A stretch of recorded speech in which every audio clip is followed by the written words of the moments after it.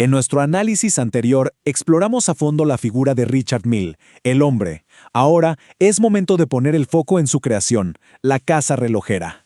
Una manufactura que no se limitó a materializar una visión, sino que instituyó una categoría completamente nueva en el léxico de lujo contemporáneo.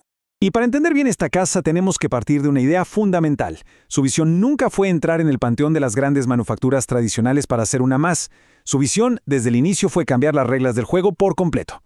Entonces la pregunta clave que debemos hacernos es, ¿acaso la casa Richard Mille nació con la ambición de parecerse a un Patek Philippe, a un Audemars Piguet o a un Vacheron Constantin? La respuesta es un no, pero un no rotundo. Su ambición fue justamente todo lo contrario, no parecerse a ellas. Y es en esa negación, en esa ruptura, donde reside la razón por la que esta casa importa tanto para entender el lujo de hoy. Para analizar esto a fondo, este será nuestro recorrido. Primero, veremos por qué es una casa distinta a todas las demás. Luego, cómo redefinió el código del lujo, la gramática de sus máquinas, el concepto de performance visible, y también su rol como nuevo símbolo de estatus para finalmente entender su proyecto, fabricar el futuro del lujo. Empecemos por el principio entonces. Una casa distinta a las demás, los principios fundacionales de lo que sería una nueva era. Bien, la marca se funda a finales de los 90. Ya para el 2001 aparece su primer reloj, el RM001 Tourbillon, en una serie inicial de apenas 17 piezas.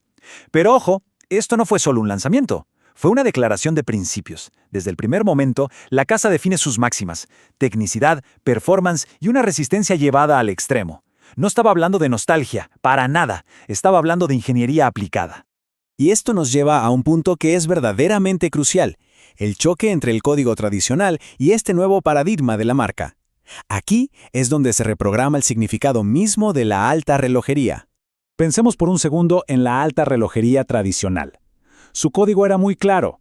Se apoyaba en el linaje, en la legitimidad histórica, en los materiales nobles clásicos y en un ideal de discreción patrimonial. Richard Mille, en cambio, propuso un programa radicalmente distinto. Donde había linaje, ahora hay ingeniería. Donde se buscaba legitimidad histórica, ahora la legitimidad es técnica. En vez de materiales nobles, materiales contemporáneos. Y en lugar de discreción, una performance totalmente visible. Ahora, lo más interesante de este punto es que la casa no negó la alta relojería. Lo que hizo fue reprogramarla. El mensaje era clarísimo. El respeto ya no se ganaba únicamente por tener siglos de historia, sino por la ingeniería radical del presente. Esta es quizás la ruptura cultural más profunda que introdujo la marca. Muy bien, avancemos hacia la gramática de la máquina, es decir, a la consolidación de un lenguaje visual y técnico que es, a todas luces, único. Este lenguaje se compone de elementos muy claros, que son los que definen la identidad de la casa.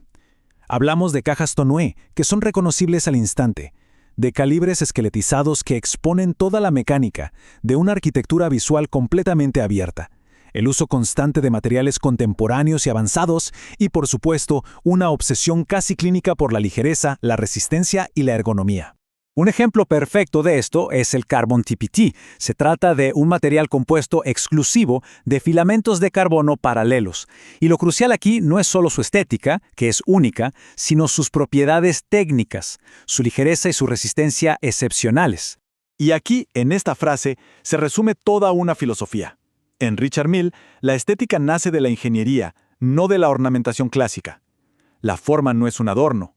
Es la consecuencia visible de la función y de la ciencia de los materiales. Esto nos lleva a una de las ideas más potentes de la casa: entender el reloj como una performance visible, como una máquina que fue diseñada para participar en el mundo, no para ser protegida de él. La marca consolidó esta identidad a través de una red muy visible de socios. Nombres como Rafael Nadal, McLaren, Ferrari o Fernando Alonso no son solo embajadores.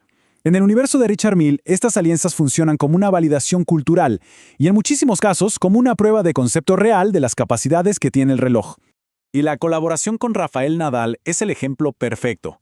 La marca comunica oficialmente que modelos como el RM2703 tienen una resistencia a impactos de hasta 10.000 G. Pero más allá del dato técnico, lo que este número comunica es un cambio de paradigma total. Y el mensaje, por lo tanto, es inequívoco. El reloj de altísima gama ya no es un objeto delicado que hay que proteger del mundo, sino una máquina que puede, y debe entrar en el terreno del esfuerzo, de la velocidad y de la exigencia física contemporánea. Y esta capacidad de performance, unida a una ingeniería tan radical, culmina en su rol como nuevo símbolo de estatus. Así que es momento de analizar cómo el precio y el público redefinen por completo el concepto de ultralujo. A ver, en el mundo de Richard Mille, el precio no es solo un costo que se deriva de la complejidad técnica o de los materiales, no, es una señal. Es de hecho una parte deliberada del lenguaje de la propia marca. Si bien esto es una lectura editorial, el mecanismo parece bastante claro. Primero, la complejidad técnica y la producción tan limitada establecen un costo muy elevado. Segundo, ese precio tan alto funciona como una señal de que este objeto opera fuera de las comparaciones habituales del lujo clásico. Y tercero, la escasez y el deseo cultural se amplifican, creando un ciclo que se refuerza a sí mismo constantemente. La casa, entonces, no solo cambió el reloj, sino también a su destinatario. Ya no le habla únicamente al coleccionista tradicional, le habla también al atleta de élite, al artista hipervisual, al millonario contemporáneo, que no busca un lujo que hable el idioma del pasado, sino uno que hable el de su propia época. Y así llegamos a la conclusión, fabricando el futuro del lujo. Porque esto es mucho más que extravagancia, es una visión sumamente coherente. Porque si hay algo que debe quedar claro de todo esto es lo siguiente. La casa Richard Mille no llegó al mundo para decorar la alta relojería tradicional. Llegó para desplazar su centro de gravedad. Demostró que el lujo relojero podía seguir siendo extremo, sí, y exclusivo también, pero hablando otro idioma, uno mucho menos ceremonial y mucho más técnico. Y quizá la mejor forma de resumir todo su impacto sea con esta idea final. Richard Mille no construyó una casa para custodiar el pasado, sino que construyó una para fabricar el futuro visible del lujo.